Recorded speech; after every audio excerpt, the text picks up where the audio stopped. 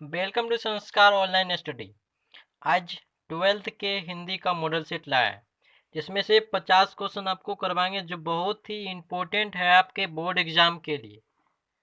इस वीडियो को बिना स्किप किए 2-4 बार देखिए ताकि आपको 50 क्वेश्चन याद हो जाए। कम से कम 2-3 बार तो जरूरी देखिए ताकि आपको ये सारा क्वेश्चन याद हो जाए। और इसमें जितना भी क्वेश्चन है सीधा आपके बोर्ड एग्जाम से रिलेटेड है, ये सब क्वेश्चन पूछा जाता है। और इस वीडियो पर अगर नए हैं तो सब्सक्राइब करें चैनल को, लाइक करें वीडियो को और शेयर करें। और इसमें क्या बोलना कि वीडियो अच्छा लगे तभी सब्सक्राइब किया, इसमें डांस नहीं है कोई कर रहा है हीरोइन आपको अच्छा लगे। तो इसमें जितना भी क्वेश्चन है ये बोल रहे हैं आपको बहुत ही इम्पोर्टेंट है, जितना भी क्वेश्चन है इसमें इम्पोर्टेंट है। तो प्लीज़ इस वीडियो को ज़्यादा से ज़्यादा शेयर करें ताकि और स्टूडेंट इस यूट्यूब चैनल से जुड़ सके, ताकि उसका प्रिपरेशन बहुत बेहतर हो। तो चलिए इसका स्टार्ट करते हैं। क्वेश्चन नंबर 1 है विद्यालय का संधि विच्छेद क्या होगा। क्वेश्चन नंबर 1 है विद्यालय का संधि विच्छेद क्या होगा। संधि विच्छेद क्या होगा, तो इसका राइट आंसर हो जाएगा ऑप्शन नंबर बी, विद्या जोड़ आलय। विद्यालय का संधि विच्छेद क्या हो जाएगा, विद्या जोड़ आलय।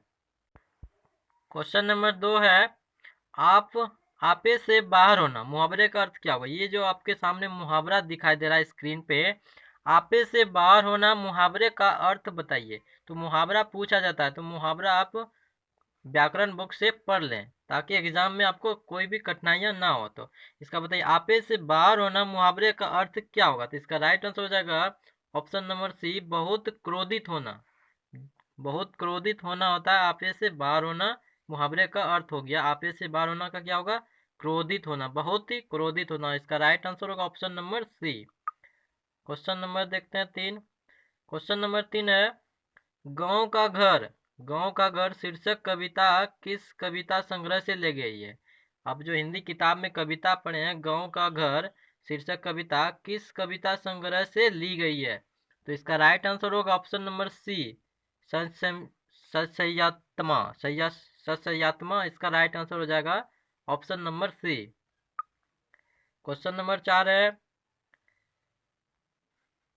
सूरसागर के कवि है। सूरसागर के कवि है। सूरसागर के कवि है, ऑप्शन आपके सामने दिया गया है। सूरसागर के कवि कौन है, आपके सामने ऑप्शन है। इसका राइट आंसर हो जाएगा option number B, Surdas. Surdas को सूरसागर के कवि के नाम से भी जाना जाता है। सूरसागर के कवि कौन है, सूरदास। इसका राइट आंसर हो जाएगा option number B, Surdas. Question number 5 है सिपाही की माँ कहानी के कहानीकार कौन है। सिपाही की माँ, ये जो कहानी है 12th हिंदी में पढ़े होंगे, कहानी के कहानीकार कौन है, इसका अर्थात लेखक कौन है। जो सिपाही की माँ लिखा है, इसका लेखक कौन है। तो इसका राइट आंसर हो जाएगा मोहन राकेश। इसका लेखक कौन था, सिपाही की माँ के लेखक कौन है, मोहन राकेश। इस जो भी लेखक है उसका नाम याद रखिए, कौन सा कहानी कविता लिखा है, उसका जन्म याद रखिए, ये सब पूछा जाता है आपके एग्जाम में। क्वेश्चन नंबर 5वां है वैध का विलोम होता है। तो क्वेश्चन नंबर 6 है वैध का विलोम क्या। विलोम मतलब उल्टा, बोले तो विलोम का क्या हो जाएगा, उल्टा। व्याकरण से अधिक क्वेश्चन पूछा जाता है, आपको मालूम होना चाहिए 60% आपका व्याकरण ही रहता है और 40% आपके बुक से दिया जाता है। तो व्याकरण को आप ज़्यादा से ज़्यादा रिवाइज करके रखें ताकि आप अच्छा स्कोर कर सकते हैं।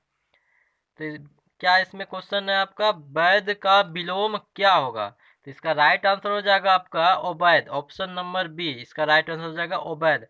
वैध का विलोम क्या होगा, अवैध होगा। क्वेश्चन नंबर 7 है नयन का संधि विच्छेद क्या होगा। नयन का संधि विच्छेद क्या होगा। नयन का संधि विच्छेद क्या होगा। तो इसका राइट आंसर हो जाएगा ऑप्शन नंबर ए, ने जोड़ अनम। इसका राइट आंसर हो जाएगा option number A. Question number 8 है बातचीत शीर्षक के निबंधकार कौन है। ये इसमें देखिए 2 क्वेश्चन आपका आ रहा है। बातचीत जो आपका हिंदी किताब से पहला कहानी के संग्रह से है, ये एक निबंध है। पहला यही बातचीत कहानी हिंदी में काव्य सेक्शन में बातचीत, ये क्या है, एक निबंध है। इसको भी याद रखिएगा, बातचीत क्या है, एक निबंध है। तो पूछा इस निबंध के निबंधकार कौन है, मतलब बातचीत शीर्षक के लिखा है, इसका लेखक कौन है। तो इसका राइट आंसर हो जाएगा आपका बालकृष्ण भट्ट। ऑप्शन नंबर 20 का राइट आंसर हो जाएगा बालकृष्ण भट्ट ने बातचीत शीर्षक लिखा है।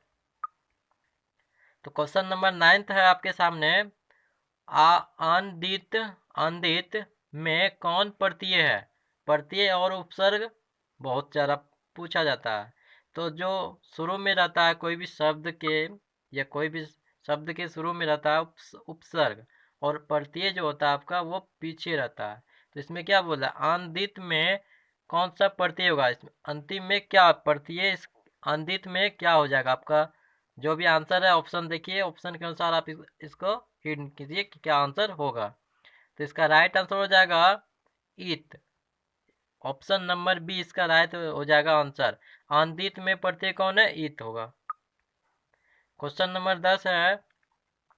अकल का अंधा मुहावरे का अर्थ क्या होगा। अकल का अंधा मुहावरे का अर्थ की होगा। तो इसका राइट आंसर हो जाएगा मूर्ख होना। मूर्ख मन अकल का अंधा। जो मूर्ख व्यक्ति होता है उसको क्या कहते हैं, अकल का अंधा। तो यहाँ तक अभी 10 क्वेश्चन हुआ है। तो आप इस वीडियो को आप पहले शेयर कीजिए ताकि और स्टूडेंट तक पहुँच सके। नेक्स्ट क्वेश्चन देखते हैं। क्वेश्चन नंबर 11 है। कौन सी रचना बालकृष्ण भट्ट की नहीं है। निम्नलिखित में से कौन सी रचना बालकृष्ण भट्ट की नहीं है। तो इसके ऑप्शन देखते हैं। ये जो ऑप्शन नंबर ए है नूतन ब्रह्मचारी, ये भी बालकृष्ण भट्ट की रचना है। सौ अजान का एक सुजान, ये भी बालकृष्ण भट्ट की रचना है। सद्भाव का अभाव, ये भी बालकृष्ण भट्ट की रचना है। लेकिन ऑप्शन नंबर डी जो आपको नजर आ रहा है पराक्षा गुरु, ये बालकृष्ण भट्ट ने रचना नहीं किया है। तो इसका राइट आंसर हो जाएगा ऑप्शन नंबर डी। निम्नलिखित में से कौन सी रचना बालकृष्ण की नहीं है, पराक्ष गुरु। ऑप्शन नंबर डी इसका राइट आंसर हो जाएगा। और ये तीनों याद रखिए कि बालकृष्ण भट्ट के द्वारा रचना किया गया है। क्वेश्चन नंबर 12 है। भारतीय सिपाहियों का किसके साथ संघर्ष हुआ था। भारतीय सिपाहियों का किसके साथ संघर्ष हुआ था। तो इसका राइट आंसर हो जाएगा जर्मनियों के साथ। ऑप्शन नंबर डी इसका राइट आंसर हो जाएगा जर्मनियों के साथ। क्वेश्चन नंबर 13 है। किस अस्पताल में दिनकर का निधन हुआ था। किस अस्पताल में रामधारी सिंह दिनकर का निधन हो गया था। तो इसका राइट आंसर हो जाएगा option number D Willingdon nursing home. Willingdon nursing home में रामधारी सिंह दिनकर की मृत्यु हो गई थी। क्वेश्चन नंबर 14 है। दिनकर को किस कृति पर भारतीय ज्ञानपीठ पुरस्कार प्राप्त हुआ था। दिनकर जी, रामधारी सिंह जो दिनकर है हमारे बिहार के, उनको कौन सी कृति पर भारतीय ज्ञानपीठ पुरस्कार प्राप्त हुआ था। ये बहुत ही इंपॉर्टेंट आपके लिए रखता है कि कौन से कृत का रचना किया था जो भारतीय ज्ञानपीठ पुरस्कार प्राप्त हुआ था। तो इसका राइट आंसर हो जाएगा option number B Urvashi. Urvashi की रचना पर भारतीय ज्ञानपीठ पुरस्कार रामधारी सिंह दिनकर को मिला था। क्वेश्चन नंबर 15 है। कौन सी रचना अयज्ञ की नहीं है। कौन सी रचना अयज्ञ की नहीं है। तो इसका राइट आंसर हो जाएगा ऑप्शन नंबर डी तिरछी। ऑप्शन नंबर डी इसका हो जाएगा तिरछी। कौन सी रचना अयज्ञ की नहीं है, तो तिरछी। और बाकी जितना भी आपको दिखाई दे रहा है ये अयज्ञ की रचना है। क्वेश्चन नंबर 16 है। कौन सा निबंध भगत सिंह का लिखा हुआ नहीं है।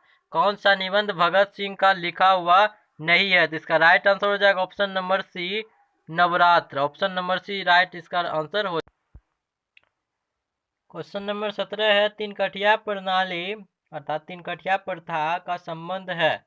तीन कठिया प्रथा संबंध है। तो हिस्ट्री में पढ़े होंगे 3/20 अर्थात 20 कट्ठा में 3 कट्ठा नील की खेती होती थी। तो किससे संबंध हो जाएगा, नील की खेती से। ऑप्शन नंबर डी इसका राइट आंसर होगा।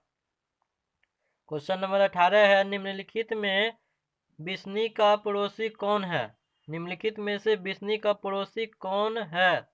तो आप कहानी पढ़े होंगे तो उसमें होगा पढ़े होंगे बिस्नी का पड़ोसी कौन है। तो आप इस क्वेश्चन का आंसर कमेंट सेक्शन में करें। अगर आंसर जानते हैं तो, नहीं तो किताब से पढ़ के किसी भी सहायता से इसका ऑप्शन के अनुसार आंसर आप कमेंट बॉक्स में अवश्य करें। एक क्वेश्चन आपके लिए छोड़ रहे हैं। क्वेश्चन नंबर 19 है, कौन सी पुस्तक नामवर सिंह की है? नवंबर सिंह की है। कौन सी पुस्तक नामवर सिंह की है? तो इसका राइट आंसर हो जाएगा option number B, Prithviraj Raso की भाषा। इसका राइट आंसर हो जाएगा पृथ्वीराज रासो की भाषा। क्वेश्चन नंबर 20 है, जूठन क्या है? जूठन क्या है? कहानी है, उपन्यास है, या क्या आत्मकथा है, क्या है? तो जूठन क्या है? तो इसका राइट आंसर हो जाएगा आत्मकथा। ऑप्शन नंबर डी इसका राइट आंसर होगा। क्वेश्चन नंबर 21 है, मलयज का मूल नाम था? मलयज का मूल नाम था? तो इसका राइट आंसर हो जाएगा option number B, Bharat ji Srivastava. मलयज का पूरा नाम क्या था? Bharat ji Srivastava. Option number B इसका राइट आंसर होगा। क्वेश्चन नंबर 22 है, तिरछी पाठ में पिताजी की मृत्यु कैसे हुई होती है? तिरछी पाठ में पिताजी की मृत्यु कैसे होती है? तो इसका राइट आंसर हो जाएगा ऑप्शन नंबर डी, मानसिक सदमे और अधिक रक्तस्राव से। मानसिक सदमे और अधिक रक्तस्राव से। इसका राइट आंसर हो जाएगा option number D. Question number 23 है, the first and last freedom किसकी कृति है? The first and last freedom किसकी कृति है? तो इसका राइट आंसर हो जाएगा ऑप्शन नंबर सी, जे कृष्ण मूर्ति। ऑप्शन नंबर सी इसका राइट आंसर हो जाएगा जे कृष्ण मूर्ति। क्वेश्चन नंबर 24 है, जायसी रचित पद्मावत की भाषा क्या है? जायसी, मोहम्मद मलिक जायसी द्वारा जो पद्मावत की रचना की है, क्या भाषा क्या है उसका? तो इसका राइट आंसर हो जाएगा ऑप्शन नंबर ए, अवधी भाषा में। क्वेश्चन नंबर 25 है, बल वल्लभाचार्य से मिलने से पूर्व सूर्य किस भाव के पद गाते थे? वल्लभाचार्य से मिलने से पूर्व सूर्य किस भाव के पद गाते थे? तो इसका राइट आंसर हो जाएगा ऑप्शन नंबर सी, दैन्य। ऑप्शन नंबर सी इसका राइट आंसर हो जाएगा। क्वेश्चन नंबर 26 है, इनमें से कौन सी रचना तुलसी की है? मतलब तुलसीदास की है। इनमें से कौन सी रचना तुलसीदास की है? इसका राइट आंसर हो जाएगा Vinay Patrika. Option number D इसका राइट आंसर होगा। क्वेश्चन नंबर 27 है, कानिक का अर्थ होता है? कानिक का अर्थ क्या होता है? कानिक का अर्थ क्या होता है? तो इसका राइट आंसर हो जाएगा विश्वास या प्रतीत। ऑप्शन नंबर डी इसका राइट आंसर होगा। 28 में है, शिवाजी के पुत्र का नाम क्या था? शिवाजी के पुत्र का नाम क्या था? तो इसका राइट आंसर हो जाएगा ऑप्शन नंबर बी, साहू जी। शिवाजी के पुत्र का नाम था साहू जी। ऑप्शन नंबर बी इसका राइट आंसर होगा। 29 में पूछा जा रहा है, प्रसाद जी के पिता का नाम क्या था? प्रसाद जी के पिता का नाम क्या था? तो इसका राइट आंसर हो जाएगा Devi Prasad Sahu. Option number B इसका राइट आंसर होगा। क्वेश्चन नंबर 30 में सुभद्रा कुमारी चौहान का जन्म कब हुआ था? क्वेश्चन नंबर 30 में पूछा जा रहा है, सुभद्रा कुमारी चौहान का जन्म कब हुआ था? लेखक का जन्मदिन, जन्म स्थान ये पूछा जाता है अक्सर, तो इसको आप याद कर लें। सुभद्रा कुमारी चौहान का जन्म कब हुआ था? तो इसका राइट आंसर हो जाएगा 16 अगस्त 1904 ईस्वी को। 16 अगस्त 1904 ईस्वी को। ऑप्शन नंबर ए इसका राइट आंसर होगा। क्वेश्चन नंबर 31 है, कौन सी कृति शमशेर बहादुर सिंह की नहीं है? कौन सी कृति शमशेर सिंह बहादुर सिंह की नहीं है? तो आपको हिंदी किताब में होगा कि लेखक ने इतना कृति लिखा है, वो सब आप याद कर लें, ताकि आपको एग्जाम में 5 से 6 मार्क्स मिल सके। 5 से 6 मार्क्स ऐसे ही क्वेश्चन आपसे पूछा जाता है, तो आप इन्हें याद कर लें। तो इसमें से कौन पूछ रहा है, कौन सी कृति निम्नलिखित में जो कृतियां दी गई है, कौन सी शमशेर बहादुर सिंह की नहीं है? तो इसका राइट आंसर होगा ऑप्शन नंबर डी, भारत इतिहास और संस्कृति, ये शमशेर सिंह बहादुर की नहीं है।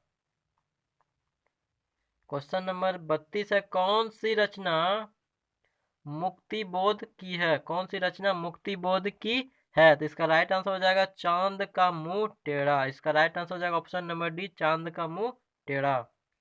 क्वेश्चन नंबर 33, सरोज किस संधि का उदाहरण है? सरोज जो है कौन सी संधि का उदाहरण है? इसका राइट आंसर हो जाएगा आपका विसर्ग संधि। ऑप्शन नंबर सी इसका राइट आंसर हो जाएगा, विसर्ग संधि का उदाहरण है सरोज।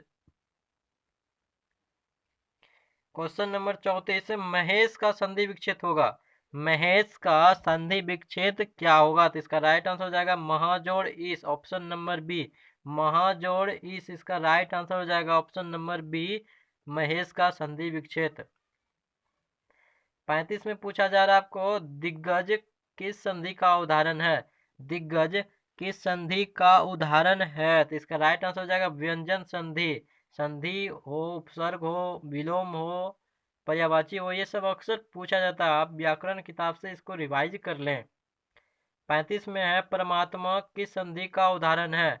परमात्मा किस संधि का उदाहरण है? तो इसका राइट आंसर हो जाएगा ऑप्शन नंबर डी, दीर्घ संधि का उदाहरण है परमात्मा। क्वेश्चन नंबर 37 है, नवग्रह शब्द किस समास का उदाहरण है? नवग्रह शब्द किस समास का उदाहरण है? तो इसका राइट आंसर हो जाएगा ऑप्शन नंबर ए, द्विगी समास का उदाहरण है। समास में बहुत सिंपल है, द्विगी समास उन्हें कहेंगे जिसके आगे संख्यावाचक हो। जैसे नवग्रह में देखिए नो, नो और वो आ रहा है, मतलब नो, इसका संख्या क्या बन रहा है? नो। तो द्विगी समास पहचानने में बहुत आसान है, उसके आगे संख्यावाचक रहेगा। क्वेश्चन नंबर 38 है, अधिकरण तत्पुरुष में, अधिकरण तत्पुरुष में क्या होता है? तो ऑप्शन आपके सामने है, इसका आंसर सोचिए क्या हो सकता है। इसका राइट आंसर हो जाएगा अधिकरण तत्पुरुष में इसका राइट हो जाएगा दूसरा पद का प्रधान होना। दूसरा पद का प्रधान होता है, दूसरा पद का प्रधान होता है। ऑप्शन नंबर 20 का राइट आंसर होगा। 39 है, चतुरातन, चतुरातन संधि किस समास का उदाहरण है? चतुरातन किस समास का उदाहरण है?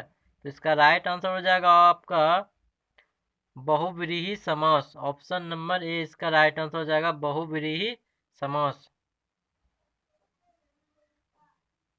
क्वेश्चन नंबर 40 है, गर्भ, गर्भ शून्य शब्द में समास है। गर्भ शून्य में समास क्या है? तो इसका राइट आंसर रहेगा करण तत्पुरुष, करण तत्पुरुष। ऑप्शन नंबर बी इसका राइट आंसर होगा। क्वेश्चन नंबर 41 पूछा जा रहा है आपसे, अनुकूल का विलोम क्या होगा? अनुकूल का विलोम मतलब उल्टा क्या होगा? अनुकूल का उल्टा हो सकता है प्रतिकूल। ऑप्शन नंबर ए इसका राइट आंसर हो जाएगा प्रतिकूल। क्वेश्चन नंबर 42 है, गणेश का, श्री गणेश का विलोम क्या होगा? श्री गणेश का अर्थ होता है कोई कार्य आरंभ करना। श्री गणेश का विलोम क्या होगा? तो इसका राइट आंसर हो जाएगा इति श्री, मतलब अंत करना। श्री गणेश का विलोम क्या हो जाएगा? इति श्री। ऑप्शन नंबर सी इसका राइट आंसर हो जाएगा। क्वेश्चन नंबर 43 पूछा जा रहा है आपसे, अमूर्त का विलोम क्या होगा? क्वेश्चन नंबर 43 है, अमूर्त का विलोम क्या होगा? तो इसका राइट आंसर हो जाएगा मूर्त। ऑप्शन नंबर ए इसका राइट आंसर हो जाएगा। क्वेश्चन नंबर 44 है, क्वेश्चन नंबर 44 में पूछा जा रहा है आपसे, मानव का विलोम क्या होगा? मानव का विलोम मतलब मानव का उल्टा क्या हो जाएगा? दानव। ऑप्शन नंबर 20 का राइट आंसर हो जाएगा दानव। तो प्लीज आगे का क्वेश्चन तभी करेंगे जब तक कि आप एक छोटा सा हेल्प नहीं कर सकते हैं, कर देते हैं कि इस वीडियो को ज़्यादा से ज़्यादा शेयर करें और ज़्यादा से ज़्यादा इस यूट्यूब चैनल से जोड़ें स्टूडेंट को, ताकि अच्छा प्रिपरेशन हो सके, ऑब्जेक्टिव हो चाहे सब्जेक्टिव हो। हम इस यूट्यूब चैनल पे हर एक चैप्टर वाइज, मैथ हो चाहे कोई भी सब्जेक्ट हो, पढ़ाएंगे। तो उससे पहले आपको जोड़ना होगा, अधिक से अधिक बच्चे को जोड़ना होगा।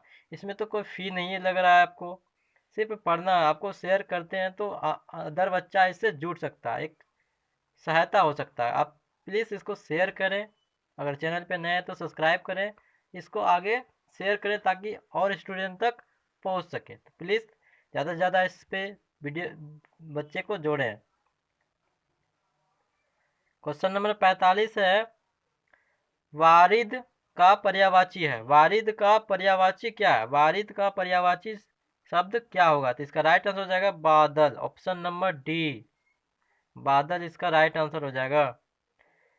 क्वेश्चन नंबर 46 है, पति का पर्यायवाची नहीं है, पति का पर्यायवाची शब्द निम्नलिखित में से नहीं है, तो इसका राइट आंसर होगा सी, भारवा, इसका राइट आंसर हो जाएगा भारवा, ऑप्शन नंबर सी। और क्वेश्चन नंबर 47 आपके सामने है, अमीय का पर्यायवाची है, अमीय का पर्यायवाची क्या है? तो इसका राइट आंसर हो जाएगा सुधा, ऑप्शन नंबर बी इसका राइट आंसर हो जाएगा सुधा। क्वेश्चन नंबर 48 है, उड़न छू होना मुहावरे का क्या अर्थ होगा? उड़न छू होना मुहावरे का अर्थ क्या होगा? तो इसका राइट आंसर हो जाएगा ऑप्शन नंबर बी, संकट देखकर भागना, संकट देखकर भागना उड़न छू होना मुहावरे का अर्थ हो गया। क्वेश्चन नंबर 49 है, कन्नी काटना का अर्थ क्या होता है? कन्नी काटना का अर्थ क्या होता है? इसका राइट आंसर हो जाएगा दूर रहना, ऑप्शन नंबर डी इसका राइट आंसर हो जाएगा। क्वेश्चन नंबर 50 है, कामकाज में कोहरा होना, कामकाज में कोहरा होना मुहावरे का अर्थ क्या होगा? तो इसका राइट आंसर हो जाएगा काम का जानना, काम का जानना, कामकाज में कोहरा होना। तो आज का मॉडल सेट हिंदी का मात्र 50 ही क्वेश्चन रहने देते हैं, जो कि आपको एग्जाम में यहाँ से देखने को मिल सकता है। तो ये क्वेश्चन आप 2-4 बार वीडियो को देखने से ही क्वेश्चन सारा आपको याद हो जाएगा। तो प्लीज़ फिर से बोल रहे हैं कि वीडियो को ज़्यादा से ज़्यादा आप शेयर करें, ताकि इस चैनल से बाकी स्टूडेंट जुड़ सके, ताकि प्रिपरेशन हो सके। तो इसको अवश्य ही अपने मित्रों, रिश्तेदारों, व्हाट्सएप, फेसबुक पे शेयर करें। आज के लिए इतना ही, फिर नेक्स्ट वीडियो में आएंगे, तब तक के लिए बाय।